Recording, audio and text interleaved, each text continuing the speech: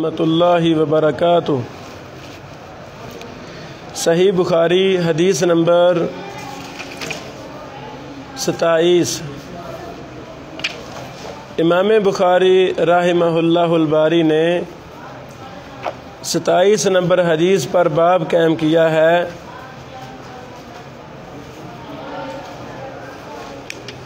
بابن اذا لم یکن الاسلام علی الحقیقہ وکان علی الاستسلام او الخوف من القتل۔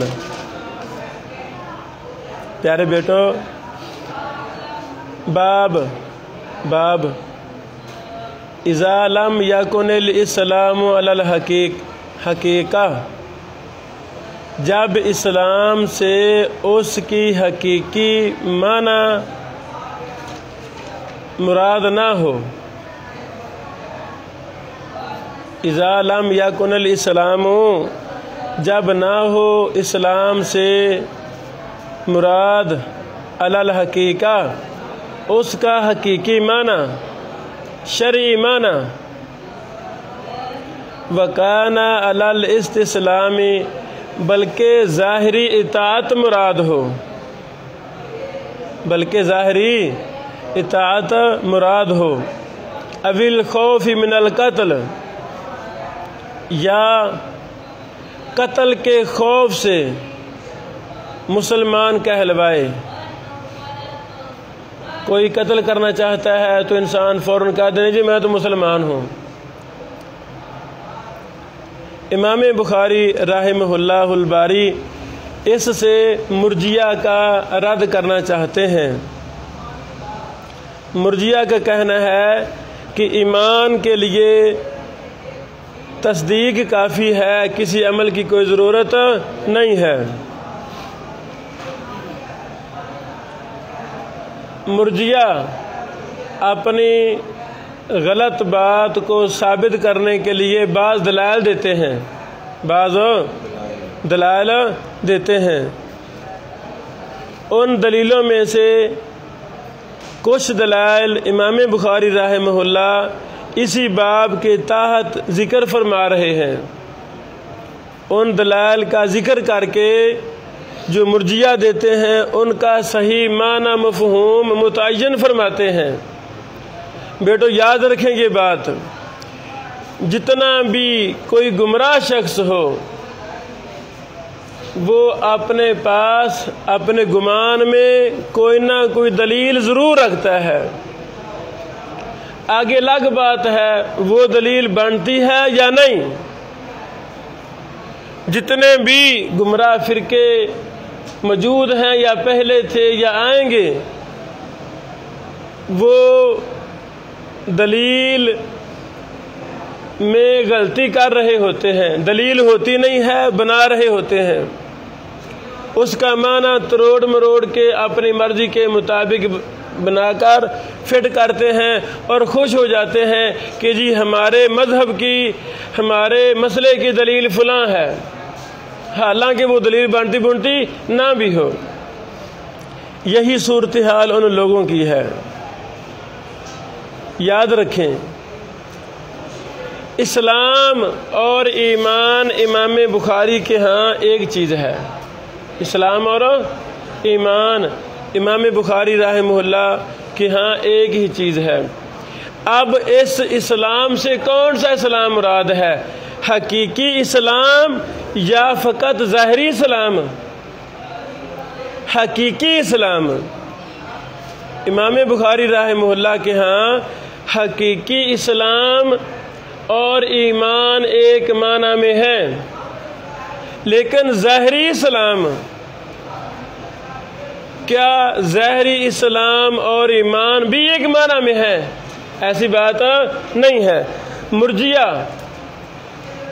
جن آیات میں اسلام سے مراد ظاہری اسلام لیا گیا ہے، اسلام سے مراد ظاہری اسلام لیا گیا ہے اور منع کیا گیا ہے کہ تم اپنے آپ کو مومن نہ کہو، مسلمان کہو، مومن نہ کہو، تو مرجیہ نے اس طرح کی آیات کریمہ کو اپنی تائید میں پیش کیا۔ امام بخاری رحمہ اللہ ان کا رد فرمانا چاہتے ہیں اور ان آیات کا صحیح معنی متعین فرما رہے ہیں کہ جن آیات میں یہ کہا گیا ہے کہ تم اپنے آپ کو مومن نہ کہو، مسلمان کہو، اس مسلمان سے اسلام حقیقی مراد نہیں ہے بلکہ ان کا ظاہری اسلام مراد ہے۔ کسی غرض سے، مال کے حصول کی غرض سے یا قتل کے ڈر کی غرض سے کوئی شخص کہہ دیتا جی میں مسلمان ہوں، اب ہم اس کے اندر کی کیفیت کو نہیں جانتے، اب یہ اس کا ظاہری اسلام ہے، کیا وہ شرعی اسلام ہے یہ وقت بتائے گا، بعد میں پتہ چلے گا کہ اس شخص کا کس درجے کا اسلام ہے، عارض ظاہری ہے یا کہ حقیقی اسلام ہے۔ اچانک جو اپنے آپ کو ظاہر کر رہا ہے اسے پتہ چلتا نہیں۔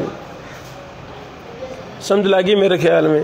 یعنی ایک شرعی حقیقی اسلام ہے، دوسرا رسمی اور نمائشی اسلام ہے۔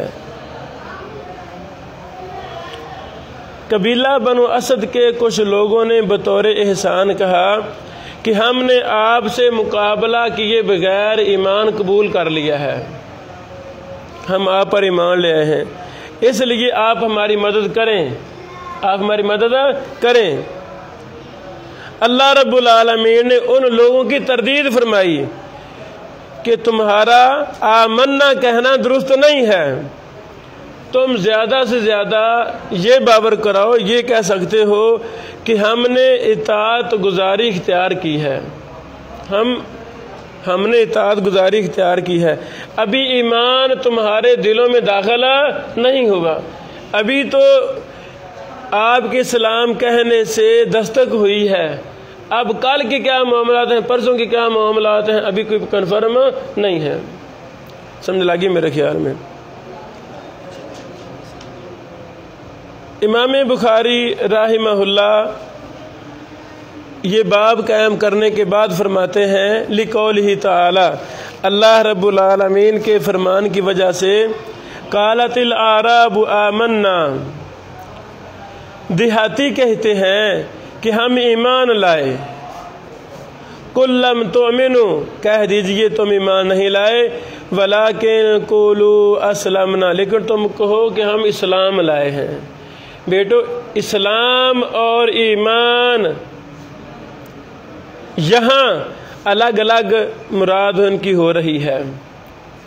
اسلام اور ایمان ایک معنی میں کب استعمال ہوتے ہیں؟ جب اسلام سے مراد شرعی اسلام ہو، حقیقی اسلام ہو۔ اوپر والا اسلام، فقط ظاہری اسلام، وہ ایمان کے مترادف ہوتا نہیں۔ سورۃ الحجرات کی آیت نمبر 14 ہے۔ امام بخاری رحمہ اللہ نے فرماتے ہیں فَإِذَا كَانَ عَلَى الْحَقِيقَةِ، جب اسلام حقیقی شرعی معنی میں ہوگا، فَهُوَ عَلَى قَوْلِهِ، تو وہ اللہ تعالیٰ کے اس قول پر ہوگا، جل ذکرو، جس کا ذکر بلند ہے اللہ رب العالمین کا۔ اللہ تعالیٰ نے فرمایا ان الدین عند اللہ الاسلام، یہاں اسلام ایمان کے معنی میں ہے، اور یہ اسلام حقیقی اسلام مراد ہے، یہ اسلام حقیقی اسلام۔ اور اللہ تعالیٰ نے فرمایا وَمَن يَبْتَغِ غَيْرَ الْإِسْلَامِ دِينًا فَلَن يُقْبَلَ مِنْهُ، یہاں بھی جو اسلام مراد ہے یہ حقیقی اسلام مراد ہے۔ لیکن قالت الاعراب آمنا قل لم تؤمنوا ولكن قولوا اسلمنا، یہاں سے اسلامنا سے حقیقی اسلام مراد ہے کہ ظاہری اسلام مراد ہے؟ ظاہری۔ آخری دونوں آیات میں اسلام شرعی مراد ہے، حقیقی مراد ہے اور ایمان کے مترادف ہے۔ پہلی آیت میں ظاہری اسلام مراد ہے جو ایمان کے مترادف نہیں ہے۔ ظاہری اسلام دنیاوی معاملات میں تو مفید ثابت ہو سکتا ہے، لیکن ظاہری اسلام اخروی معاملات میں انسان کی کامیابی کے لیے کافی نہیں ہے۔ آگے سمجھو،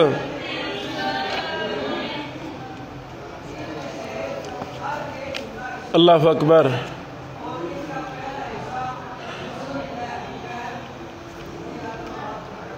حافظ محمد گوندلوی رحمہ اللہ منہۃ الباری جلد 1 صفحہ نمبر 384 385 میں اس 386 میں بھی اس باب اور آیات کریمہ کی شرح میں انہوں نے بڑی مفصل بحث کی ہے، بڑی مفصل بحث کی ہے۔ یہ جو لوگ مسلمان ہوئے تھے بنو اسد قبیلہ کے ہوئے تھے نا بیٹا، یہ وہ دور تھا جس میں قحط سالی ہوئی تھی، یہ لوگ مدینہ میں آئے، یہ لوگ مدینہ میں تشریف لائے۔ اب ان کے پاس کھانے پینے کے لیے کچھ بھی نہیں ہے۔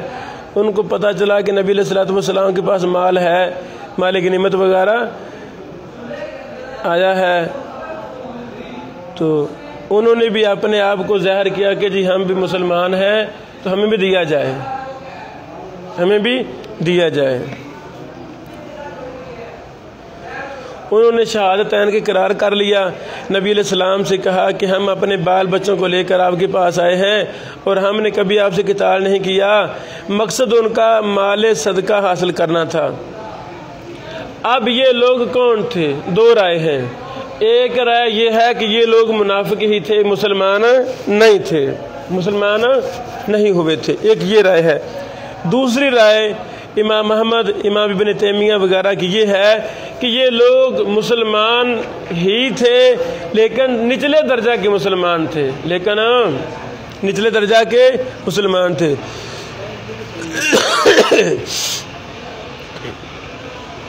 وَكُلَّمْ تُؤْمِنُوا وَلَكِنْ قُولُوا أَسْلَمْنَا سے مراد یہ ہوگا کہ تم نے ان قیاد ظاہری کی بنا پر اطاعت شروع کر دی ہے لیکن تم ایمان کے اعلیٰ درجے پر نہیں پہنچے۔ گویا لم تؤمنوا میں ان سے کامل ایمان کی نفی مراد ہے، اس پر وہ دلیل آئندہ آنے والی آیات کو پیش کرتے ہیں، کیونکہ اس کے بعد قرآن کریم ہے، اس واقعے کے بعد قرآن کریم میں کیا ہے؟ وَإِن تُطِيعُوا اللَّهَ وَرَسُولَهُ لَا يَلِتْكُم مِّنْ أَعْمَالِكُمْ شَيْئًا، الحجرات آیت نمبر 14۔ اگر تم اللہ اور اس کے رسول کی اطاعت کرو گے تو اللہ تعالیٰ تمہارے اعمال کم نہیں کرے گا۔ اس سے معلوم ہوتا ہے کہ وہ منافق نہیں تھے، کیونکہ منافق کا کوئی عمل قبول نہیں ہوتا۔ وہ مسلمان تھے لیکن اعلیٰ درجے کے مسلمان ابھی نہیں ہوئے تھے، اس لیے ان کی اطاعت کا اعتبار کیا گیا، یہی راجح ہے، واللہ عالم بالصواب۔ اچھا بیٹو، امام بخاری رحمہ اللہ حدیث نمبر 27 میں فرماتے ہیں قال حدثنا ابو الیمان قال اخبرنا شعیب بن زہری قال اخبرنا عامر بن سعد بن ابی وقاص عن سعد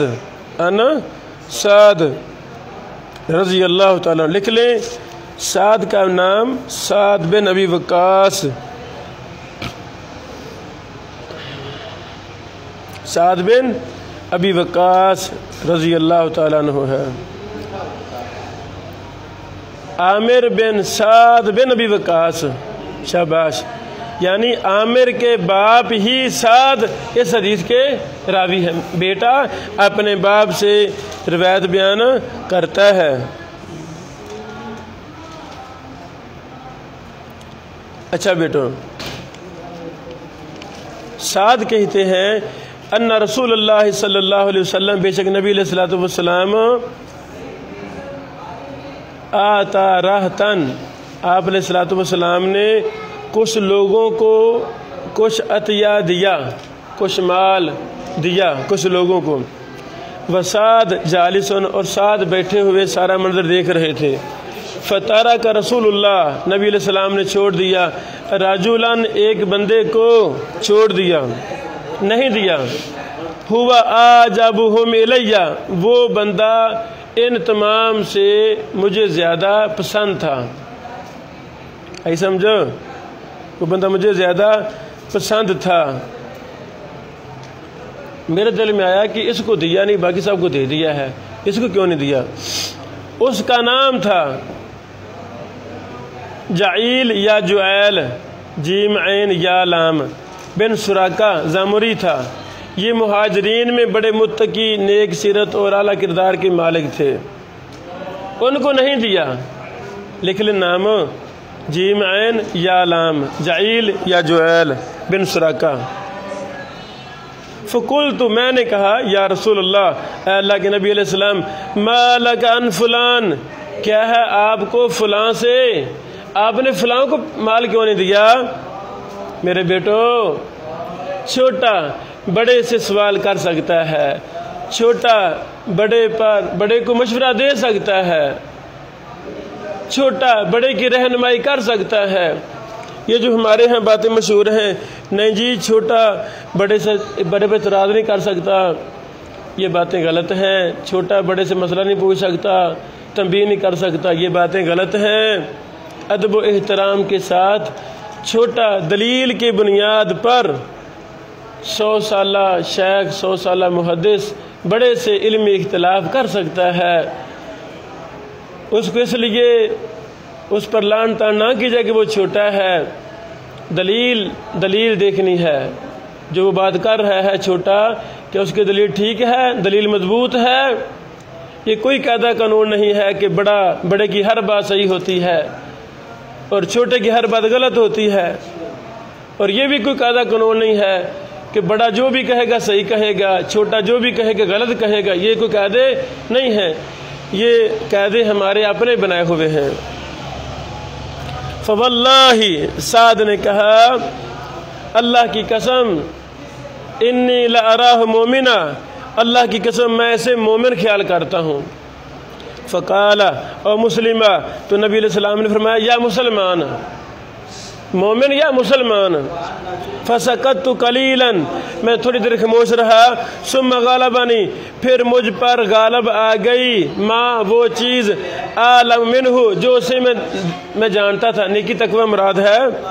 فعدت لمقالتی، میں نے اپنی بات کو دوبارہ دہرایا. فقلت، پس میں نے کہا ما لک عن فلان، کیا ہے آپ کو فلان سے؟ فواللہ، اللہ کی قسم، انی لأراہ مومنا، میں اسے مومن خیال کرتا ہوں. فقال، تو نبی علیہ السلام نے فرمایا اب مسلمہ یا مسلمان. وہ مومن کہہ رہا ہے، نبی پاک اس کو مسلمان کہہ رہے ہیں. اور میرے بیٹو، ایمان کا تعلق انسان کے باطن کے ساتھ ہے، دل کے ساتھ ہے. اب دل کو کوئی انسان جانتا نہیں سوائے اللہ رب العالمین کے، سوائے اللہ رب العالمین کے. فقلت، میں نے کہا ما لک عن فلان، واللہ فواللہ انی لأراہ مومنا. فقال او مسلمہ، ثم غالبنی معالم من، فعدت لمقالتی. 3 دفعہ یہی بحث و تکرار ہوا. وعاد رسول اللہ، نبی علیہ الصلوۃ والسلام بھی اس کے جواب دیتے رہے. جواب آپ نے دیا. تیسری بار آپ نے فرمایا یا سعد. وعاد، نبی علیہ السلام نے لٹائی وہی بات. اس نے کہا مومن، آپ نے فرمایا یا مسلمان. ثم قال، پھر فرمایا یا سعد، اے سعد، انی لأوتی الرجل، بے شک میں دیتا ہوں کسی آدمی کو، وغیرہ، اور اس کا غیر، احب الی منہ، مجھے اس سے زیادہ محبوب ہوتا ہے. خشیۃ، اس ڈر سے، ان یکبہ اللہ فی النار، اللہ اسے آگ میں اوندا ڈال دے. اللہ اسے آگ میں اوندا الٹا کر کے ڈال دے. کیا مطلب؟ یہ نیا نیا مسلمان ہوا ہے، اس کی تلیف قلبی کا بھی وقت ہے. جو ماشاءاللہ پرانے مسلمان ہیں جن پر مجھے کوئی ڈاؤٹ شک نہیں ہے، تو کوئی بات نہیں، میں تلیف قلب کے لیے نئے مسلمان ہونے والوں کو دے رہا ہوں. آپ اعتراض نہ کریں، اور خود اظہار بھی فرما دیا کہ یہ میں جان بوجھ کر کرتا ہوں، ایسی بات نہیں ہے۔ آگے سمجھے۔ امام بخاری رحمہ اللہ اس حدیث کو نقل کرنے کے بعد لکھتے ہیں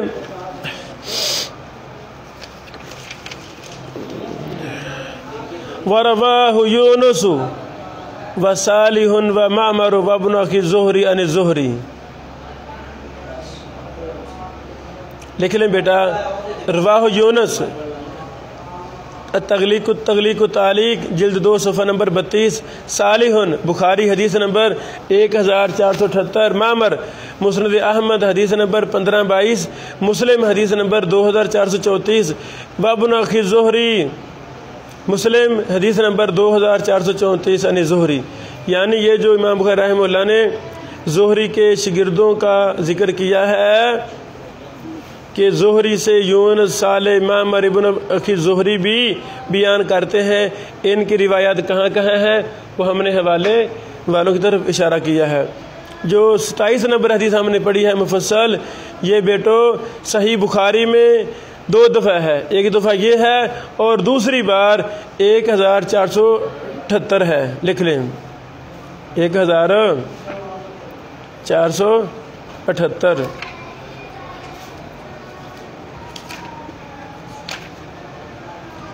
امام بخاری دوسری بار اس کو کتاب الزکوٰۃ میں لائے ہیں۔ کہاں لائے ہیں؟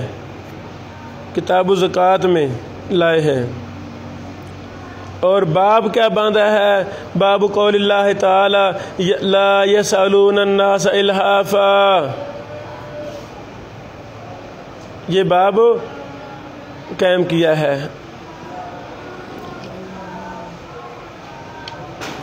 یہاں سند اور ہے، یہاں سند اور ہے۔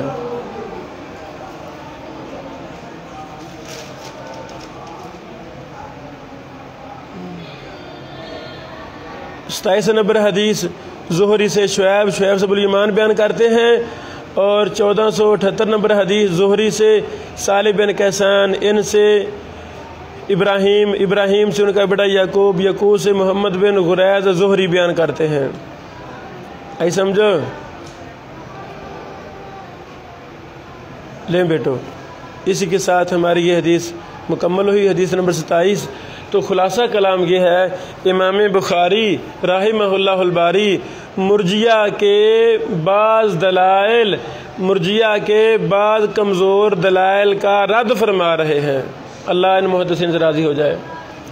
امام احمد بن حنبل رحمہ اللہ جب جیل میں تھے تو انہوں نے خلق قرآن کے قائلین نے جو آیات میں باطل تعویلیں کی تھیں، ہے نا جی، اور بیٹو مرزا قادیانی جیسا لائن شخص بھی قرآن و حدیث سے دلائل کو تروڑ مروڑ کے اپنی تائید میں پیش کرتا ہے۔ تو ان گمراہ لوگوں کی کتابوں میں جب بھی ہم کو قرآن و حدیث کی دلیل دیکھیں گے تو یہ ذہن آپ کا وہاں تیز دوڑنا چاہیے کہ انہوں نے کس طرح قرآن و حدیث کی صحیح دلیل کو اپنے لیے پیش کیا ہے۔ اس کا معنی غلط مراد لے رہے ہیں، باطل طویل کر رہے ہیں، سیاق و سباق سے ہٹا کر اس کو پیش کر رہے ہیں، کوئی نہ ضرور ہوگا۔ بہرحال امام احمد بن حنبل رحمہ اللہ نے اس دور میں کتاب لکھی تھی جیل میں بیٹھ کر، الرد علی الزنادقہ والجہمیہ، اس ساری کتاب میں قرآن کریم کی آیات سے جو غلط تویلیں کی خلق قرآن کی قائلین نے، امام احمد بن حنبل رحمہ اللہ نے ایک ایک کا جواب دیا۔ وہ بھی کتاب انشاءاللہ تیار ہے، ترجمہ تخریج وغیرہ ہو گئی تھی، اس کو ہم شائع کریں گے، اللہ ثانی فرمائے۔ بارک اللہ فیکم۔